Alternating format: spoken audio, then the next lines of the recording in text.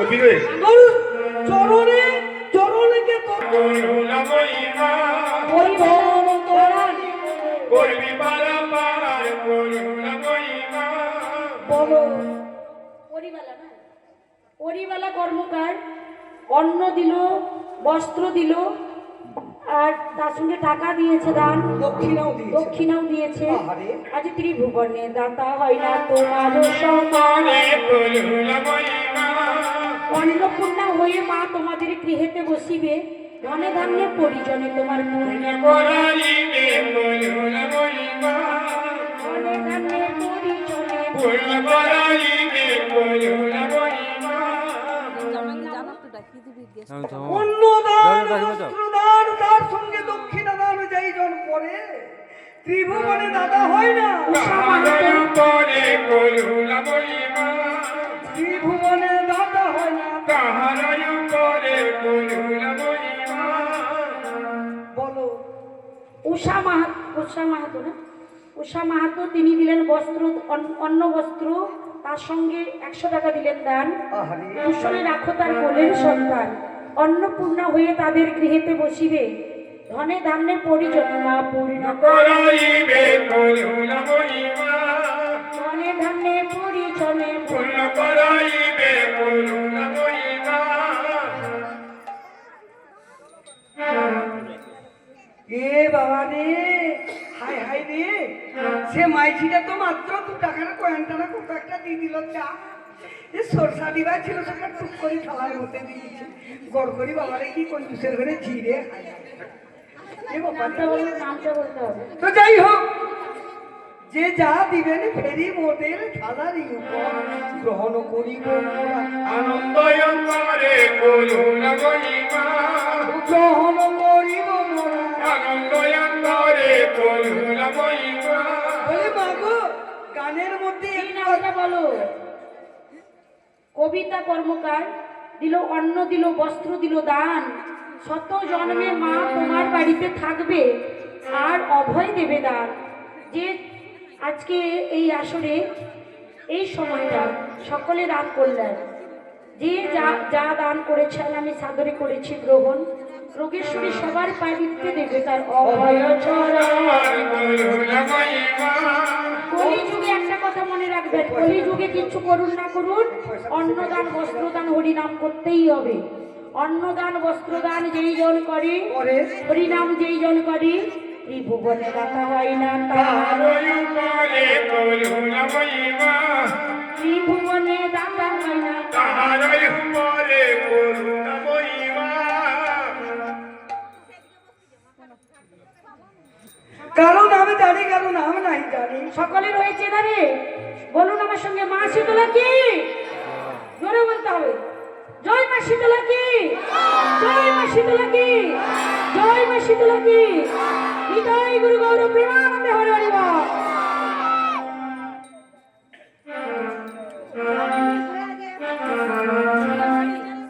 এ হাত দুটো হচ্ছে অ্যান্টিনা। যেমন টিভিতে অ্যান্টিনা না তুললে ছবি আসে না, ঠিক তেমনি আমাদের মানব দেহে আমরা যদি হাত না তুলি ভিতরে গোবিন্দ আসবে না। তাই হরিকে ডাকতে হলে 2 হাতটা তুলতে হবে, এটা আমাদের অ্যান্টিনা। আরে সবার রয়েছে এখানে, সবার রয়েছে,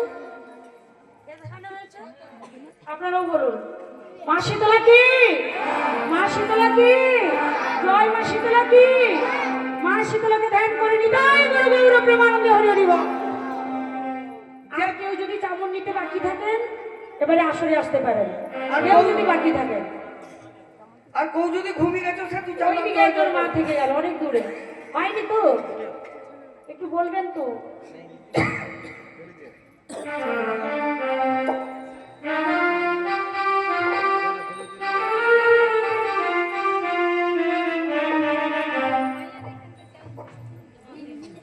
একটু সাড়া তো দেবেন, এখানে আমরা আছি।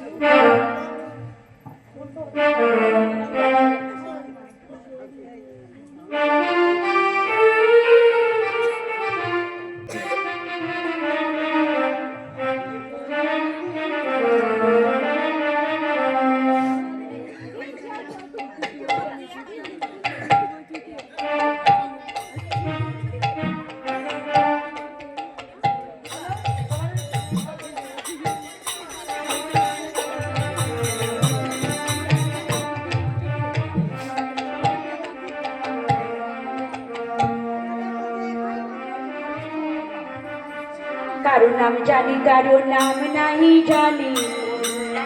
কি লিখছে? কি লিখছে? এটা বহুত বদমাস জানেন, এটা নাগমণি চামর কার ক্লিপ নিয়ে নিবে, কার সোনার দুল নিয়ে নিবে, দিয়ে আমাকে চোর সাজাবে, এরকম করে গো। এই যে ক্লিপটা খুলে নিয়ে দিয়েছে, ক্লিপটা দিল ওই রকমই। ওই রকম প্রচুর খেয়ালি।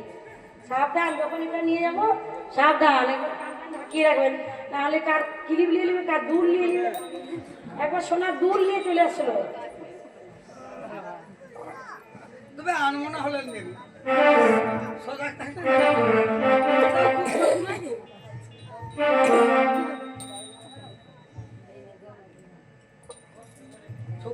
সকলের কাছে গিয়েছিলাম, সবার চামড় নেওয়া হয়েছে। আর যারা যারা বাকি থাকবেন, এবারে এতজন তো মানে না গেলে তো সবাই আসলে অসুবিধা হবে, তাই গেলাম। তবে একটা কথা বলে যাচ্ছি, আমি আসি কি না আসি সেটা বড় কথা নয়। আপনাদের গ্রামে প্রতি বছর পুজো হবে, এই সময়টা আপনারা দান দেবেন। রত্নাবতীর কাছে যখন শীতলাপুরি যাচ্ছে তখন দেবেন। আমি এই কথাটা বারবার অনেকবার বললাম। কেন এই সময়টা কেন দেব?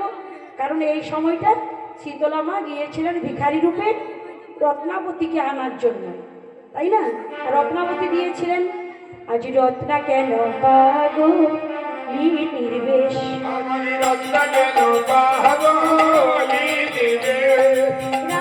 দুলালি হয়ে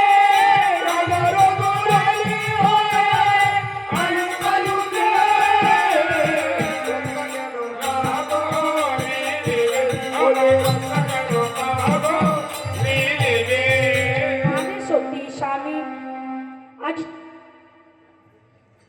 এই বাড়ির মা, এই বাড়ির যিনি পুজো করছেন আমার মিঠু মা, সেই প্রত্যেকটা শিল্পীকে সবাইকে একটি করে পাল্লা দান করছেন, সবাইকে বস্ত্র দান করছেন, সকল শিল্পীকে। দেখুন, যার মন ভালো তার সকল ভালো, দেব দেবী সব প্রসন্ন। তো দেখলেন আজকে গান আরম্ভ, বর্ষা বন্ধ, বুঝতে পেরেছেন কতটা ভক্তি।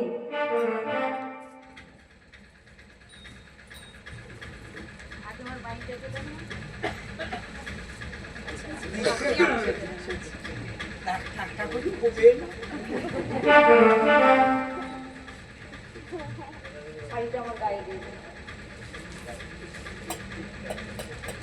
ওটাকে তো অনেক কাঁদেকে মুখে দেয়।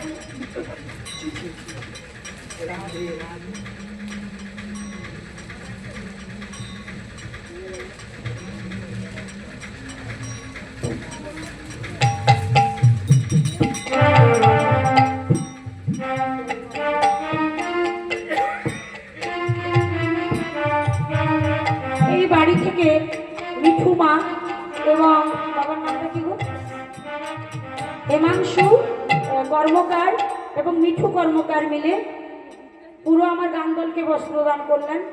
আর তার সঙ্গে আমাকেও সবাই দেখতে পাচ্ছেন। তো সকালে বলছে আমার মেয়েকে এমন শাড়ি দেবো যেন আমার মেয়ে পরে গান করতে পারে, ওই রকম দেবো না। তো যাই হোক, যে যা দিয়েছেন আমি সাদরে গ্রহণ করেছি। তবে মিঠু মা দিলেন শীতলা পুজো, আজ 3 দিন ব্যাপী করছেন, 3 দিন ব্যাপী আমরা গান করছি এখানে। তো আজকে পুরো গ্রামটাই প্রায় অন্নদান করেছেন, পুরো গ্রামকে সেবা দিয়েছেন। তারপরে আমাকে বস্ত্র দান করলেন, আমার সহ শিল্পীবৃন্দকেও বস্ত্র দান করলেন। তাই মিঠু মায়ের ঘরে মাগো বিপদ তারিণী হয়ে তুমি বিপদ পার করবে। আজ ব্যবসা বাণিজ্যতে তাদের উন্নতি করবে, করবে চাষে বাসে, সকল কিছু বেড়ে যাবে মা মায়ের আশীষে,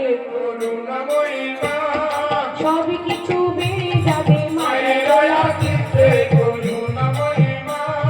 গোয়ালে গোবর্ধ দিবি মরাইতে ধান, আজি দেশ রাজ্যতে ভক্তর বাড়া ভীষণ মান। মারকুণ্ডের আয়ু দাও কুবেরের ধন, অতুলের ঐশ্বর্য দেবেন মহাতাজির মান। অতুলের ঐশ্বর্য দিবেন মহাতাজের মান। মিঠু মায়ের স্মৃতির সিঁদুর হাতের শাখা কুশল করিবে, তার দুটি ছেলেকে নাতিপুতিকে সকলকে মা কুশলে রাখি। রাখিবে করুণ মহিমা যতজন ভক্ত আমায় নয় মা শীতলাকে দান করলেন, কারণ আমি এখনো বিনা নই, এখনো আমি শীতলা। তো যারা যারা শীতলাকে করলেন দান, কুশলে রাখিবে তার কোলের সন্তান। করুণ মহিমা সকলের গোয়ালে গোবর্ত দেবে মড়াইতে ধান, মাগো কুশলে রাখবে তোমাদের কোলের সন্তান। করুণ মহিমা উন্নতি হবে, ব্যবসাতে হবে, চাষিবাসে সকল কিছু বেড়ে যাবে আমার মায়ের। রাখিবে করুণ মহিমা আমি বর দিলে আপনাদের কিছু না হইবে, মা জগদম্বা শীতলা বর দিলে আপনাদের সর্বকার্য হবে করুণ মহিমা মা শীতলা বর দিলে সর্বকাজ হবে করুণ মহিমা তাই রোগ ভয় বসন্ত ভয় প্রত্যেকের শরীর থেকে, এই গ্রামে বন্ধু বান্ধব যত ভক্ত এসছেন বা যারা আসেননি সকলের শরীর থেকে রোগ ভয় বসন্ত ভয় হরমা শঙ্করী আমি মঙ্গল চামড় ধরে মায়ের নিবেদন করি। করুণ মহিমা মঙ্গল চামড় ধরে এই নিবেদন করি করুণ মহিমা করুণা করিবে। করুণ মহিমা তুমি না করিলে দয়াকে আমার করিবে তুমি না করিলে দয়াকে আমার করিবে করুণ মহিমা করুণা করিবে করুণ মহিমা তো মা শীতলা রত্নাবতীর কাছে গেলেন, বলি মা কে আছো গো, কে আছো, আমায় কিছু ভিক্ষা দেবে মা? বলি ও মা রত্নাবতী, দাঁড়ে কে এসে হরিধ্বনি দিচ্ছে রে, জানা এক মুষ্টি চাল দিয়ে মাকে বিদায় করে দিয়া। নিত্যানন্দ ঠাকুর রচনা করেছিলেন, বেদধ্বনি দিয়ে দেবী দাঁড়িতে দাঁড়াতে পাটলানে কন্যায় পাঠালো তারে ভিক্ষা দিতে। করুণ মহিমা পাটলানি কন্যায় পাঠালো তারে ভিক্ষা দিতে। করুণ মহিমা শশী মুখে সোনা পাড়া সপ্তম বয়স তার, সর্বঙ্গে সোনার ভূষণ মণিময় হার, আসিয়া দাঁড়ালো ভিক্ষা লইয়া হেম থালে, রত্নাকে দেখিয়া দেবী নিঃশ্বাস ছেড়ে বলে করুণ মহিমা শোন মা রত্না কি ভিক্ষা নেবো আমি, মৎস্য দেশের বিরাটের কি বধুমাতা তুমি? তা বলি মা গো, হ্যাঁ তা তুমি কেন জিজ্ঞেস করলে মা তোমার বাড়ি কোথায়? মা শোনো রত্নাবতী, না মা বলো। বিধি বা মৌমা রত্না কি জিজ্ঞাসা তুমি? গতকাল রাত্রে মরে গেল তোমার ওই স্বামী। কি বললি মা? হ্যাঁ, নিষ্ঠুর শ্বশুর তোর নাই মায়া মোহ, না করলো শীতলা পূজা, পুত্রে নাই তার স্নেহ। তবে? তবে যদি সেটা তুমি যেতে পারো সতী, হ্যাঁ। শাখা হব দেবী শীতলা বাঁচিবে তোর প্রতি। তোমা তোমা হতে বাঁচিবে বিরাটে মরেছে যত প্রজা, তোমা হতে হবে মাগো মা শীতলার পূজা। মা গো, এটা কি যেটা বলছো এটা কি সব বাস্তব? একবারে বাস্তব। তাহলে তুমি কে মা? আমি সেই রোগেশ্বরী জননী মা আমি কি করে শীতলা। জানবো যে তুমি সেই মা? তাহলে আমায় তোমার পরিচয় আমার দাও। রূপ তুমি দর্শন করো। দাও মা দাও তোমার। গর্ধব পৃষ্ঠিতে দেবী ঝলমল করে, রোগ পীড়া বসন্ত দেবী রয়েছে শিওরে, গুপ্ত হলো ব্রাহ্মণী রত্নাকেই বলে, রত্না বলে এসেছিল আপনি শীতলে, করুণ মহিমা রত্না বলে এসেছিল আপনি শিওরে করুণ মহিমা তো রত্নাবতী ভাঙিল আমরের ডাল হস্তিতে করিয়া, মায়ের সাক্ষাতে গেল রত্নাবতী হরি বলে দিয়া, বলে বসক জননী মোর লহদণ্ডবধ, পদধূলি দাও জননী যাই জনে মের করুণ মহিমা অল্পকালে কি দশা করেছে বিধাতা, গতকাল রাত্রে মরে গেল মা তোমারও জামাতা। নিত্যানন্দ বলে মা ধন্য তব মায়া, অর্ঘ করুণাময়ী মা ভক্তগণে দয়া।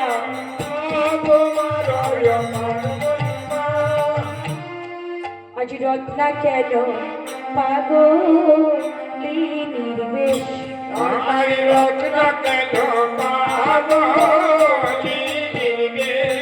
সেই রাজার দুলালি হয়ে, রাজার দুলালি পাগলি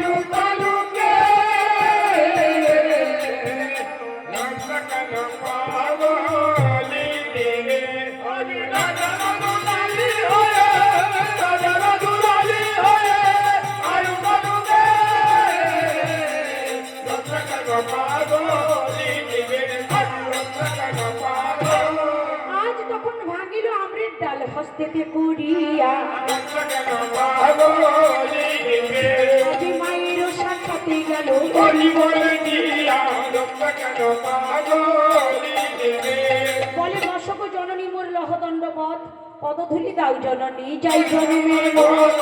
রক্ত কেন পাগলি রে অল্পকালে একই দশা করিছে বিধাতা গতকাল রাত্রে মরে গেল মা তোমারও জামা।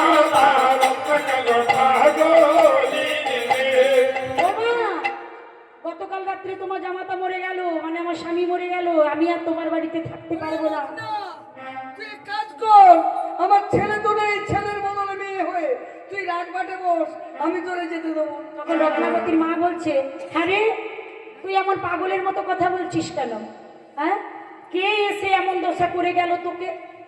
তোর শ্বশুর বাড়ি যেতে 6 মাসের পথ, আর তুই বলছিস গতকাল রাত্রে তোর স্বামী মরে গেছে। 6 মাসের পথ কেউ এমন মিথ্যে কথা বলতে পারে? বলে না মা, আপনি এসেছিলেন রোগ মাতা, শীতলা রোগ মাতা, আমি গেলে বাঁচিবে গো তোমারও জামাতা। রক্ত কেন পাগলি রে আজ আমি গেলে বাঁচিবে মা তোমারও জামাতা। রক্ত কেন পাগলি রে তখন রত্নাবতীর মা বলছে, হ্যাঁ রে রত্নাবতী, তোর যদি স্বামী মরে গেছে তোর সেখানে যে কোনো লাভ হবে? এক কাজ কর, আমি অর্ধেক রাজত্ব দিয়ে দেবো, সিংহাসনে বসে মেয়ের বদলে ছেলে হয়ে তুমি থাকো। তখন রত্নাবতী বলছেন, একটু মন দিয়ে শুনবেন এই বাণীগুলো। ও মা, যে মেয়েগুলো বাপের বাড়িতে ঘর জামাই থাকে তাদের জন্য এই কথাগুলো গ্রন্থ লিখেছে। আমার মুখের কথা নয় মা, আমার কথা থেকে কষ্ট পাবেন না, গ্রন্থ কথা। ওমা, কথায় কথা বাড়ে জলাই বাড়ে ধান, বাপের বাড়িতে মেয়ে যদি থাকে তার নিত্যই অপমান। রক্ত কেন পাগলি রে বাপের বাড়িতে মেয়ে থাকলে তার নিত্য অপমান রক্ত কেন পাগলি রে মেয়ে বাবার বাড়িতে কখন থাকবে? বিয়ের আগে পর্যন্ত, বিয়ের আগে পর্যন্ত থাকবে, কিন্তু বিয়ের পরে মেয়েদের আর বাপের বাড়িতে রাখা যাবে না। কেন, তার প্রমাণটা কি একটু ছোট্ট করে বলি, ছোট্ট করে বলে যাচ্ছি। কিন্তু সবাই তো শুনে, সবাই জানেন যে মা সীতা মাকে রাবণ হরণ করেছিল, তার জন্য রাবণ বংশ ধ্বংস হয়ে গেল, তাই না? লঙ্কা ধ্বংস হলো। ও মা, যদি শূর্পণখা রাবণের বাড়িতে বিধবা হয়েছিল, কেন? আর শূর্পণখাকে একটা মুনিবরকে বিয়ে দেওয়া হয়েছিল। তো শূর্পণখাকে যখন একজন মুনি ঋষিকে বিয়ে দিলেন, শূর্পণখাকে তার সখীরা বাসর ঘরে নিয়ে যাচ্ছে, বলছে, আয় শূর্পণখা, তুই তো বাসর ঘরে যাচ্ছিস, তোর স্বামী খুব সুন্দর দেখতে, মুনি ঋষি খুব ভালো দেখতে, এক কাজ করবি, তুই না তোর স্বামী সেবা ভালো করে করবি। তো সে যখন বাসর ঘরে গেল, দেখতে পেলো তার স্বামী খুব সুন্দর, বলে এটাকে আমি একেবারে পেটের ভিতরে ঢুকিয়ে দেবো, দিলে আমার পেটের ভিতরে থাকলে কেউ আর নিতে পারবে না। রাক্ষসী মূর্তি ধারণ করে হাঁ করে খেয়ে নিল, টপ করে খেয়ে নিতে স্বামীকে আর পেটের ভিতরে বেঁচে থাকবে? ব্যাস, বিধবা হলো। বিধবা হয়ে এবার রাবণের ঘাড়ে থাকলো। হ্যাঁ, রাবণের ঘরে থাকলো, সেটা ওটা বন বন বন বন ঘুরতো।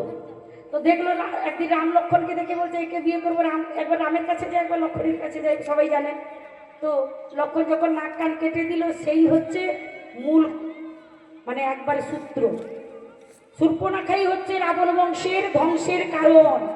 যদি সে বিয়ে করতে না চাইতো তাহলে লক্ষ্মণ তার নাক কান কাটতো না। কি তোমার বিয়ে করার দরকার, তো শখটা কিসে? তো সেই বোনের, বোনের কি বললো, বোনের, হ্যাঁ আমার কথা একটু হাসি রাখবে, আমি এরকম স্পষ্ট কথা বলি। তো রাবণের বংশটা ধ্বংস হয়ে গেল কার কারণে? শূর্পণখার কারণে। দ্বন্দ্ব বেঁধে গেল, যে যার বোনকে অপমান করলে ভাই তো বলবে, বলবে ভাই তো গায়ে লাগবে, এটা গেল। হ্যাঁ, তার জন্য বলছে মা, কথায় কথা বাড়ে জলাই বাড়ে ধান, বাপের বাড়িতে মেয়ে থাকলে তার নিত্যই অপমান। পাগলি রে আজ বাপের বাড়িতে মেয়ে থাকলে তার নিত্য অপমান